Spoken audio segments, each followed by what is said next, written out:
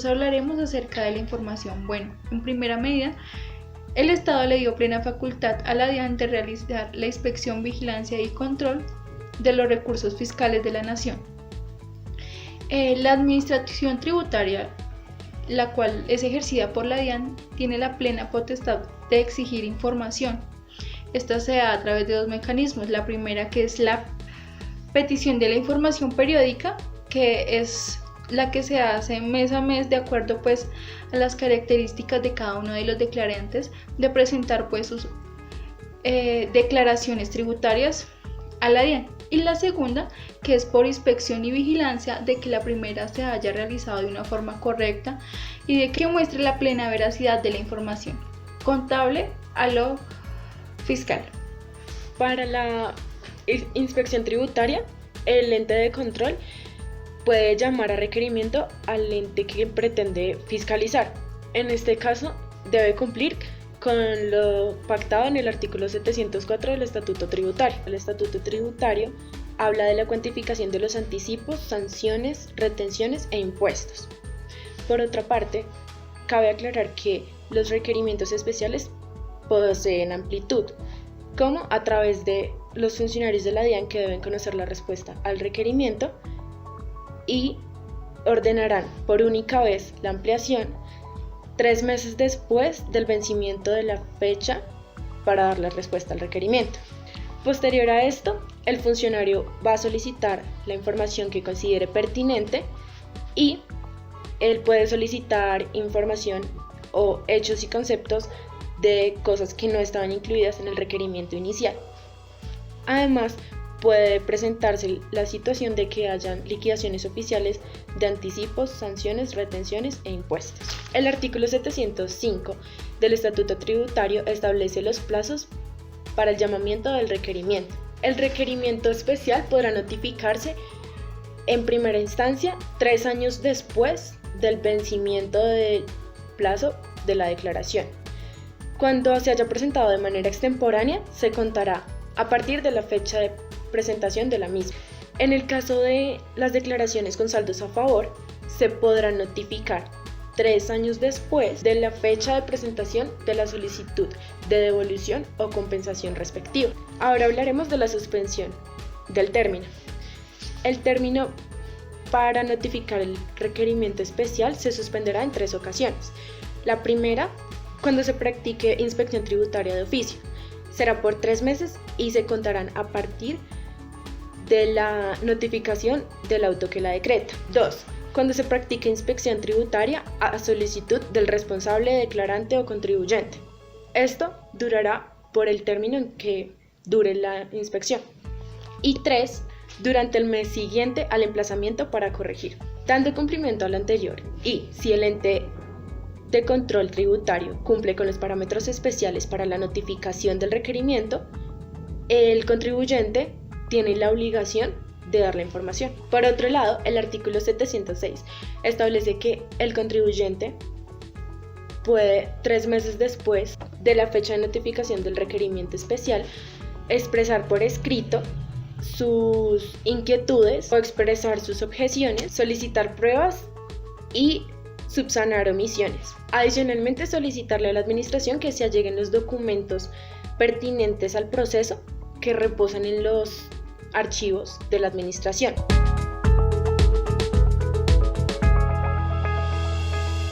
Por otro lado, hablaremos de los obligados a cumplir. El artículo 571 del Estatuto Tributario establece como obligados a cumplir a los contribuyentes o responsables directos del impuesto. El artículo 572, además, adiciona a otros responsables, como los gerentes o representantes legales, siempre y cuando tengan la delegación para asumir esta responsabilidad. 2. Los herederos. 3. Administradores de comunidades privadas o judiciales. Y 4. Los donatarios. Bueno, es indispensable aclarar que nace la obligación de presentar información a través del diligenciamiento del RUT, pues este es un documento general indispensable para la administración de los impuestos en cuanto al conocimiento perfecto de los declarantes. Los obligados a presentar el RUT son las personas naturales que realizan actividades mercantiles o aquellas que prestan algún servicio. También las que cumplen con los requisitos de ser contribuyentes al impuesto de renta y demás impuestos administrados por la DIAN. Los usuarios aduaneros, importadores y exportadores, las sucursales, los inversionistas extranjeros, aquellos que son contribuyentes del impuesto de consumo, ingresos y patrimonio, y aquellos que tienen la facultad de expedir facturas. La DIAN implementa una medida de control que busca mirar las transacciones en tiempo real que realizan las compañías en sus relaciones comerciales. Esto con el fin de prevenir la evasión que realizan los contribuyentes. A esto se le puede denominar una obligación de suministrar información. Por tanto, los responsables y o contribuyentes que deben reportar la información son: primero, los responsables de IVA y del impuesto al consumo. Segundo, las personas que ejerzan actividad comercial con frecuencia y o aquellas que son independientes y están obligadas a facturar. Tercero, las personas que voluntariamente hayan decidido adoptar la medida de llevar facturación electrónica. Y cuarto, contribuyentes del régimen simple registrados en el impuesto unificado. A su vez, es necesario destacar que para efectos de cumplir con la obligación de suministrar información por requerimiento, es ideal que los contribuyentes conserven todos los comprobantes y soportes relacionados con las actividades de la entidad. Por lo tanto, se debe llevar registro de la información reportada para verificar la calidad, vericidad y calidad de la información. Esto aplica para contribuyentes que sean considerados como comerciantes que puedan validar la información presentada por medio de la contabilidad, entidades sin ánimo de lucro, organizaciones de acción comunal, contribuyentes del régimen tributario especial.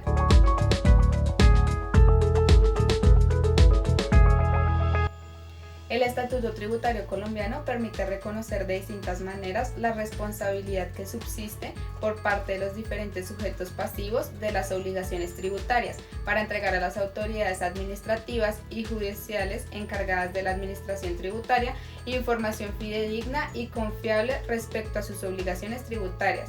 Lo anterior también se puede ubicar en la realización del principio del deber de la información. Sobre este supuesto, establece la Corte respecto al deber de información que la información que puede solicitar la administración corresponde a los objetivos de los que tiene pleno conocimiento la persona o entidad a quien se haya solicitado y que se generan como consecuencia o giro normal de sus actividades, lo que les facilita suministrar lo requerido en el tiempo y en la forma en que señale la administración. Por tanto, no puede considerarse que sea esta una carga desproporcionada o injustificada impuesta al administrado. Por esta razón, de la manera como se cumple el deber informar depende en gran medida que el Estado pueda afectar unas conductas que afecten sus finanzas y que por ende el cumplimiento efectivo de su planeación. En efecto, se considera que este deber de información se proyecta sobre la base de evitar la defraudación de la administración tributaria, siendo en tanto soporte de su cumplimiento las reglas administrativas dictadas en este caso por entidades como la Dirección de Impuestos y Aduanas Nacionales, en los que corresponde a procedimientos dar a conocer a la administración los distintos movimientos contables cuando es una obligación declarar. Allí se referencia a Cubillos 2003. Se considera así que aunque el cumplimiento del deber de información en manera tributaria no se encuentra de manera estricta en alguna norma, este tiene su realización en la comprensión hermenéutica de la responsabilidad que subsiste por parte de los distintos sujetos pasivos de las obligaciones tributarias.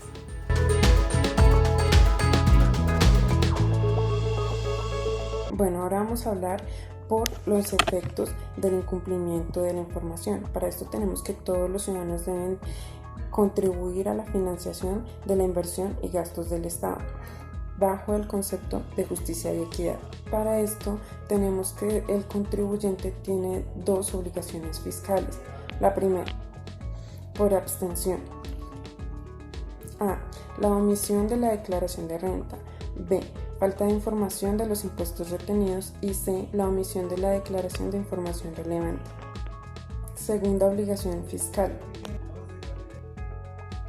Por comisión. A. Transformaciones ilícitas de la naturaleza de los ingresos. B. La inclusión de costos y la deducción ficticia. Y C. La subvaloración de los activos. Para esto tenemos un ejemplo en la sentencia C015 de 1993, donde evidenciamos una elusión y evasión tributaria que viola directamente la ley con el fin de evadir el pago tributario. Y la sentencia 22914 del 2018, la cual establece una sanción por el envío de la información exógena tributaria en medios magnéticos, en la cual se aplicará el 1% de sanción a la información presentada.